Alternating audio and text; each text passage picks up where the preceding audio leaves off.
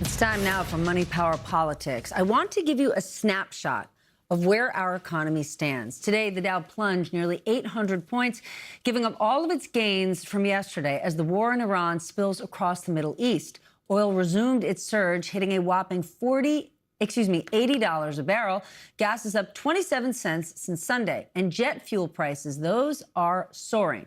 That is not great news for an administration who promised to lower prices. And while the president does not appear concerned by the rising gas prices, telling Reuters, if they rise, they rise. A new report from Politico tells a different story. According to two energy industry executives familiar with the conversations, his chief of staff, Susie Wiles, is reportedly sounding the alarm about the spike in energy prices. One of those executives told Politico the White House is, quote, looking under rocks for solutions.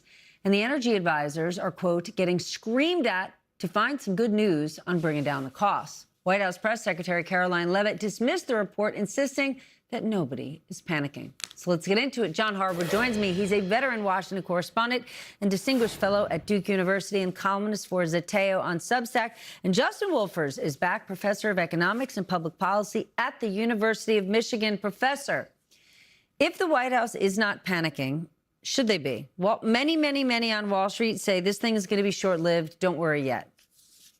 Well, the funny thing is they said that before Iraq. They said that before Korea. They said it before Vietnam. I'm not a very good World War II historian, but they definitely said it before World War I. They were different administrations. Look, a simple fact of going to war actually reveals that someone's always overconfident. If you truly understood how costly war is, you would understand that there's going to be some outcome at the end of the war, after a lot of pain, a lot of death, and you'd find a way of negotiating that outcome. And whenever parties fail to do that, that tells you that one of them thinks it's going to be easier than it really is. So those of us watching from home should always be thinking, is it us? Are we the problems? Are we the ones who are overconfident? Given that history, I fear it could be. John, the president was just touting low gas prices at the State of the Union, what was it, 8 days ago? And now he's saying if they surge, they surge. How is this going to play in an election year?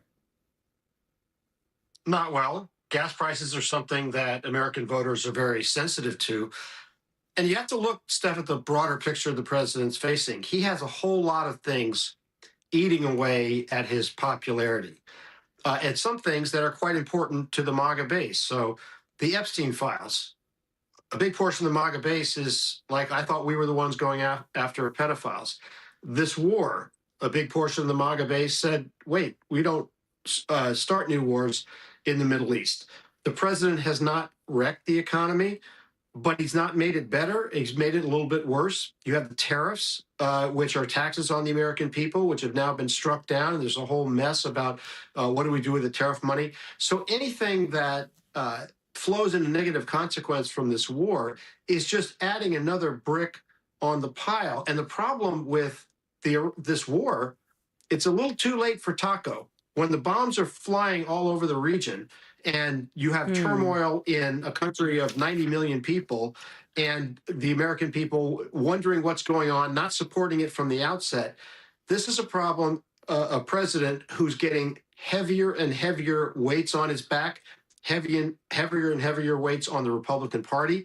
And that means the very strong prospect that they lose the House this fall, possibly even the Senate, and then the president's agenda is in big trouble and his administration's in big trouble.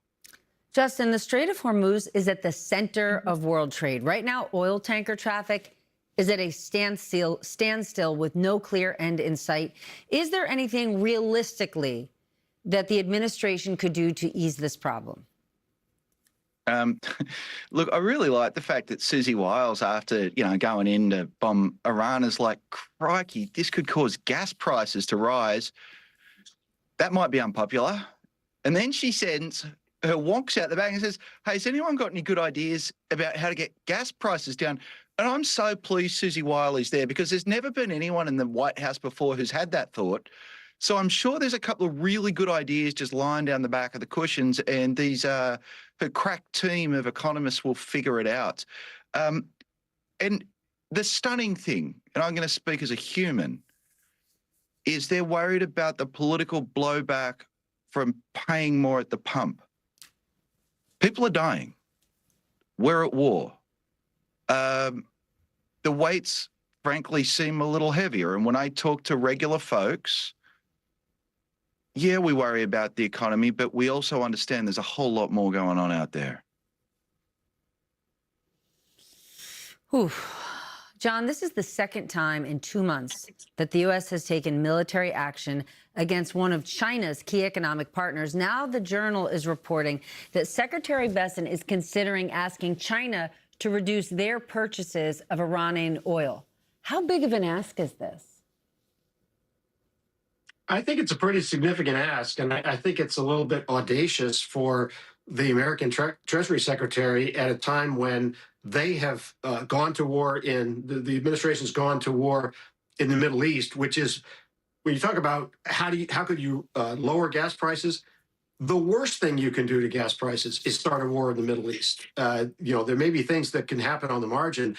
And so I'm not sure that China is in a mood to do any favors to the United States in terms of where they get their oil. This is not a president who's making friends anywhere around the globe, except maybe with Vladimir Putin, who, of course, likes higher gas prices. And President Trump has been very closely aligned with Vladimir Putin, and certainly has not done anything to make him stop the other major war going on in Ukraine. I'm pretty sure he's made Benjamin Netanyahu pretty happy this week. Justin, the president has launched a war with no clear objectives, without really consulting our allies, creating huge disruptions in the global economy, and now they want to slap this 15% tariff on the whole entire world. At what point does the dam break? How does this impact our global reputation? Yeah, how to win friends and influence people, right? Start a war, ask them why they're not next to you after you forgot to invite them, and then tax them. I don't have really good social skills, Steph. I'm just going to tell you the truth. But even I know that we're doing something wrong there. This tariff situation is very interesting because in all the mess of Iran, it's underreported, which is we're in a Schrödinger's tariff right now. The president, after being told by the Supreme Court that his tariffs are unconstitutional, found another legal authority, it's not obvious that he actually has, levied a 10% tariff on the rest of the world. Then the next day tweeted, irony there, that there would be a 15% tariff literally effective immediately. But then everyone at the White House forgot that he said that. And so we literally have two competing statements from the president, one a presidential proclamation, another a truth, harder to know what's the highest truth there, hanging around. And now the president saying, having said effective immediately, we'll get around to it soon. By the way, having made the case that we need a 10% tariff for balance of payments reasons, it's going to be very hard for him to say nothing changed in the balance of payments and now we need it to be 15%. So if this was on legally shaky ground before, it just got shakier. Just got shakier, but we're here covering it. You gentlemen are helping us get smarter. Thank you for joining us tonight.